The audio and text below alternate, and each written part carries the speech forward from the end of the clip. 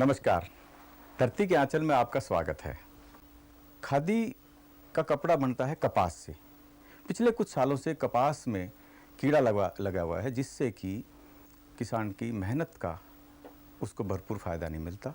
फसल खराब हो जाती है। बहुत सी जगह तो इतनी फसल खराब है कि किसान को कुछ भी नहीं मिला। IPM के जरिए हमारे वैज्ञानिकों ने जो कार्यक्रम चलाया है, उसके अंतर्गत कीड़े का हम नाश करें, जिससे कि फसल किसानों को भरपूर मिल सके। आजादी के समय से ही अनाज की उत्पादकता और उत्पादन में वृद्धि की लगातार कोशिश राष्ट्रीय प्राथमिकता रही है। देश अपनी निरंतर बढ़ती हुई आबादी को भोजन मुहैया कराने के लिए हमेशा अनाज के आयात पर निर्भर नहीं रह सकता था। 60 के दशक के मध्य में हरित क्रांति के दौर की शुरुआत के साथ ही अनाज उत्पादन में आत्मनिर्भरता का सपना साकार होने लगा। ये अधिक उपज वाली किस्मों और खेती के आधुनिक तौर तरीकों के अपनाए जाने से संभव हुआ। इन किस्मों से अधिकतम उपज प्राप्त करने के लिए रासायनिक उर्वरकों का इस्तेमाल किया जाना जरूरी था। इन किस्मों के लिए पानी की बराबर सप्लाई भी आवश्यक थी।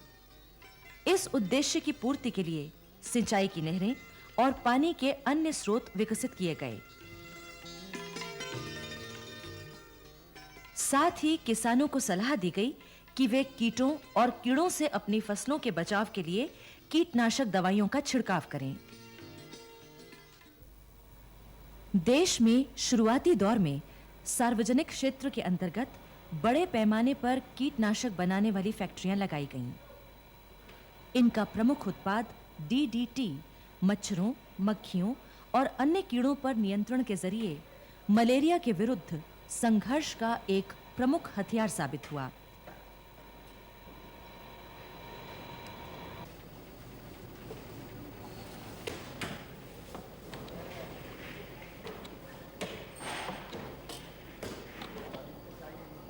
इस समय देश में लगभग 60 कीटनाशक तैयार हो रहे हैं और 125 इकाइयां तकनीकी दर्जे के कीटनाशक बनाने में लगी हुई हैं।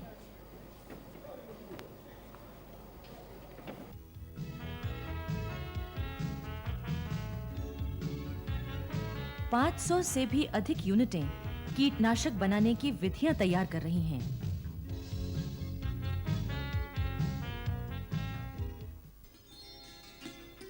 जब से इंसान ने खेतीबाड़ी शुरू की है, कीड़े, बीमारियां, खरपतवार और अन्य घातक कृमियां फसली पौधों के परंपरागत दुश्मन रहे हैं। हरित क्रांति की शुरुआत के बाद इनका फैलाव तेजी से बढ़ा है। ऐसा देखा गया कि अधिक उपज देने वाली और उर्वरकों के इस्तेमाल पर अनुकूल असर दिखाने वाली किस्मों को बीमारियां और कीड़े बहुत जल्दी लगते हैं। कीड़े सब्जी की फसलों और फलदायी वृक्षों को भी नष्ट करते हैं और इससे जबरदस्त आर्थिक हानि होती है।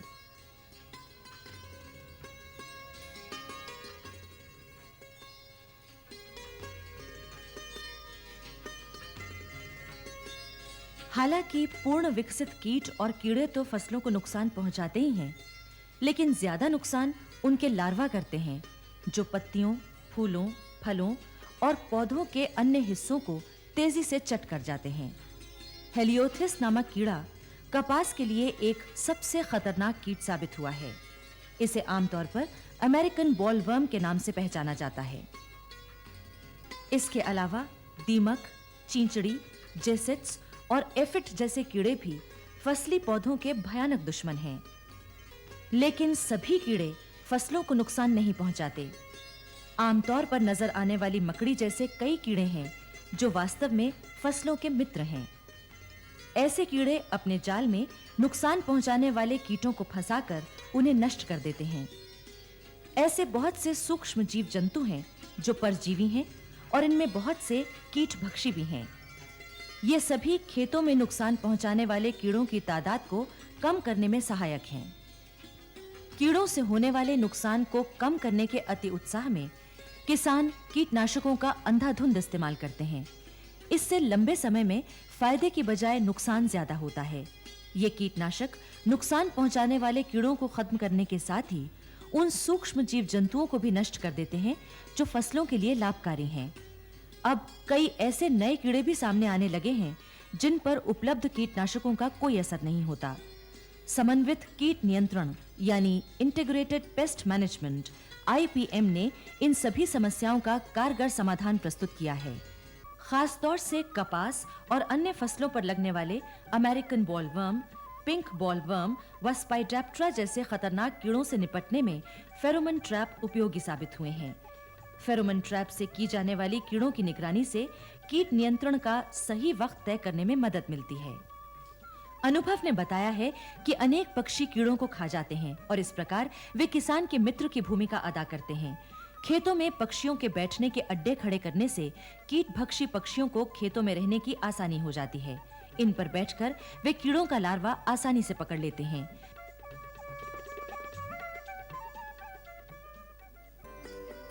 समन्वित कीट नियंत्रण आईपीएम का लक्ष्य कीटनाशकों के इस्तेमाल की संपूर्ण समाप्ति नहीं है। इसका उद्देश्य आवश्यकता के आधार पर रसायनों के उपयोग को बढ़ावा देना है। कीटनाशकों का इस्तेमाल केवल तब किया जाता है जब कीड़ों की तादाद हद से बढ़ जाती है और उन पर अन्य उपायों से काबू पाना संभव नहीं रहता। लेकिन ऐसी दशा में कीटनाशकों का इस्तेमाल एक अंतिम उपाय माना गया है। आईपीएम तकनीक के अंतर्गत कीटनाशकों के अंधाधुंध इस्तेमाल पर पाबंदी है। फसलों को लगने वाले कीड़ों से निपटने के लिए आईपीएम तकनीक अपनाकर किसान एक स्वस्थ जैविक वातावरण के निर्माण में सहयोग कर सकते हैं। ये काम वे भरपूर फसल प्राप्त करते हुए कर सकते हैं। ये देखा गया है कि आईपीएम टेक्नोलॉजी को अपनाने से कपास और अन्य फसलों की पैदावार में जबरदस्त वृद्धि हुई है। आईपीएम अंततः किसानों की आमदनी बढ़ाकर उनका जीवन स्तर सुधारने में मदद कर रहा है।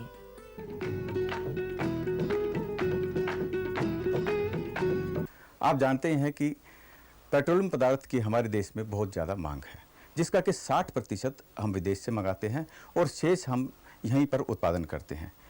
तेल के उत्पादन में ओएनजीसी की बहुत ही महत्वपूर्ण भूमिका है।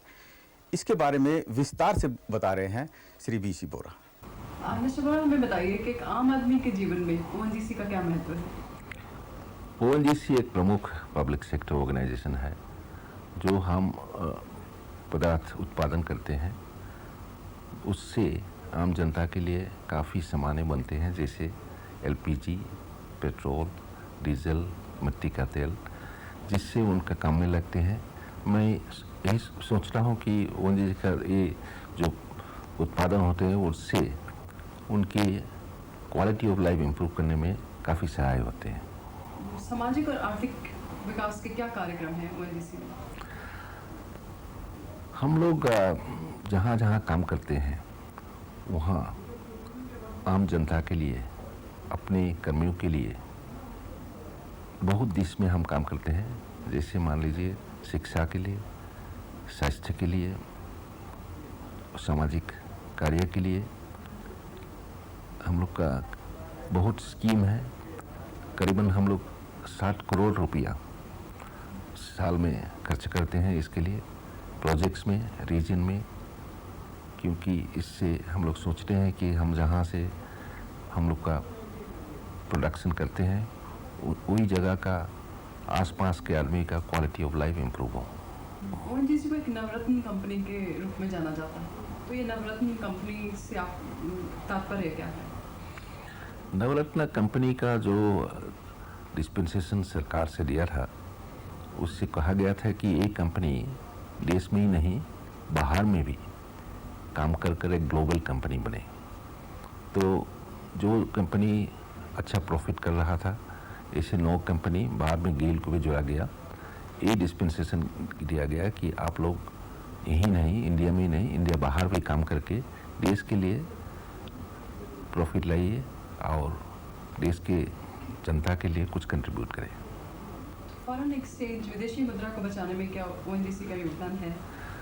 योगदान है, क्योंकि हम लोग करीबन 30 मिलियन टन तेल यहाँ प्रोडक्शन करते हैं और करीबन 20 मिलियन मीटर गैस प्रोडक्शन करते हैं। इस एनर्जी जो हम लोग कंट्री में प्रोडक्शन करते हैं, अगर इसको इंपोर्ट करने लग रहा तो काफ़ी फॉरेन एक्सचेंज का खर्चा होता रहा। अभी मान लीजिए हमारा तेल इंपोर्ट के लिए हम लोग ONGC का तरफ से कंट्री का जितना रिक्वायरमेंट है उसका करीबन 30% हम लोग प्रोडक्शन करते हैं।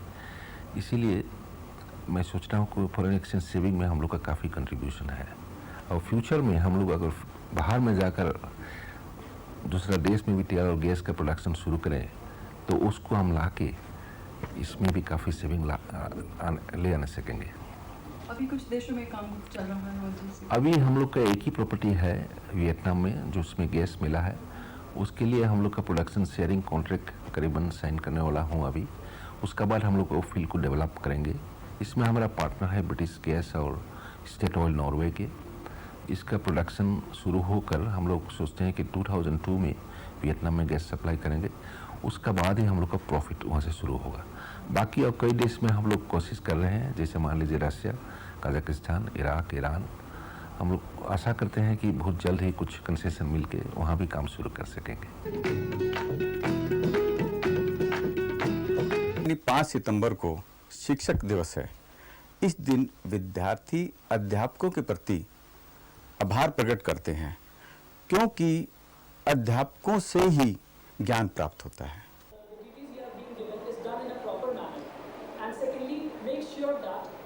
शिक्षक दिवस पूरे देश में बड़े सम्मान और निष्ठा से मनाया जाता है। कुछ स्कूलों में तो इसे मनाने के लिए बड़े विस्तृत प्रबंध किए जाते हैं। वास्तव में यह दिन विद्यार्थियों के लिए उत्तरदायित्व से परिपूर्ण होता है। स्कूलों के प्रधानाचार्य और शिक्षक विद्यार्थियों को चार्ज देते हैं और विद्यार्थी शिक्षक की भूमिका अदा करते हैं। शिक्षक दिवस को मनाना केवल औपचारिकता नहीं है, बल्कि ये हमारी सभ्यता का एक अंग है। पुरातन समय से कहा जाता रहा है, गुरु देवा भव। गुरु अंधकार का निवारण करता है। आजादी के बाद भूतपूर्व राष्ट्रपति एवं फिलोसफर स्वर्गीय डॉक्टर राधा कृष्णन के जन्म दिवस 5 सितंबर को अध्यापक दिवस के रूप में मनाया जाता है। टीचर्स डे मनाया जाना मेरे ख्याल से बहुत अच्छा है टीचर्स कम्युनिटी के लिए, टीचर्स के लिए, क्योंकि टीचर्स को रिकॉग्निशन मिलता है। ये राधा कृष्णन जी के जन्म दिवस के दिन जो ये प्रोग्राम रखा जाता है टीचर्स डे का, इसमें एक तो हम टीचर्स को रिस्पेक्ट दे सकते हैं, ऑनर दे सकते हैं। दूसरा ये है कि बच्चों को भी हम सिखाते हैं कि हमने टीचर्स को रिस्पेक्ट देना है। और बच्चे के मन में अगर शुरू से ही हम ये फीलिंग डालें, क्योंकि बच्चों को रोल मॉडल चाहिए, बच्चे जो देखते हैं वही करते हैं। बच्चों को हमें सिखाना है कि उन्होंने टीचर्स को, एल्डर्स को रिस्पेक्ट देना है। और मेरे ख्याल ये दिन बहुत सूटेबल है कि हम बच्चों को इस बारे में बता सकते हैं। और मेरा अपने एक्सपीरियंस से मैं आपको बताना चाहूँगी कि बच्चे जो हैं वो इन चीज़ों को इतनी रिस्पॉन्सिबिलिटी से लेते हैं कि इस दिन पूरा स्कूल का जो काम है बच्चे खुद संभालते हैं। रिसेप्शन से लेकर क्लासेस तक लेने का होल रिस्पॉन्सिबिलिटी उनकी होती है और बड़े अच्छी तरह से वो संभालते हैं। शिक्षा दान से बड़ा कोई दान नहीं है। अध्यापन एक ऐसा व्यवसाय है जिसके माध्यम से शिक्षक युवा पीढ़ी के चरित्र निर्माण में अत्यंत महत्वपूर्ण भूमिका निभाते हैं। ये कहा गया है कि after life and liberty education is the greatest gift of God. अगर किसी भी कौम ने उन्नति करनी है तो वो बिल्कुल अध्यापकों पर निर्भर है।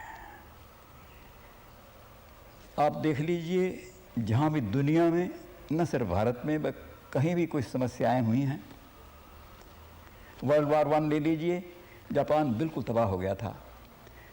तो उस वक्त वहाँ पर की सरकार ने क्या किया, आर्मी के जनरल को, बाकी सबको पीछे हटा के यूनिवर्सिटी के और दूसरे टीचर्स को लाएं उसको ऊपर उठाने के लिए। नोबलेस्ट प्रोफेशन इसलिए भी कहा कि ये तमीज़ पैदा करता है इंसान में और जानवर में, इसलिए भी नोबल कहा गया। इस वक्त मैं तो ये समझता हूँ कि पढ़ाना लिखाना जो है वो पूजा पाठ से भी बेहतर है। ये भी सच है कि शिक्षा का बड़ी तेजी से व्यवसायीकरण हो रहा है और गुरु शिष्य परंपरा धीरे धीरे लुप्त होती जा रही है। ये सही है कि एजुकेशन किसी हद तक कमर्शलाइज हो गई, लेकिन एक चीज़ देखने योग्य है कि जो तो प्राइवेट ट्रस्ट स्कूल और कॉलेजेस हैं, वहाँ पर कमर्शलाइज का लफ्ज़ इस्तेमाल करना सही नहीं होगा।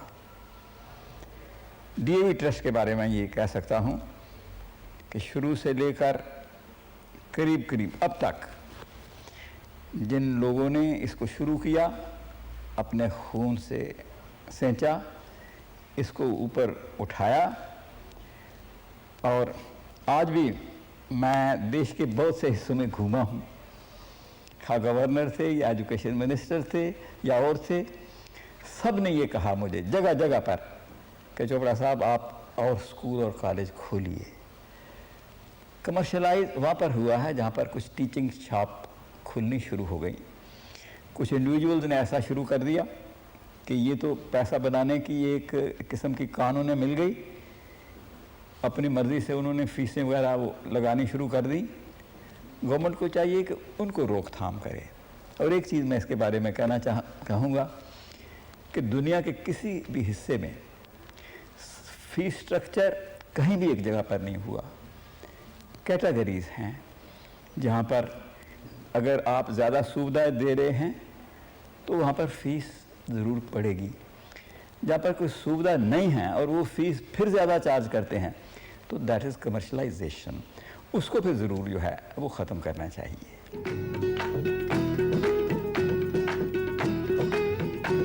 इसी के साथ ये कार्यक्रम यहीं समाप्त होता है।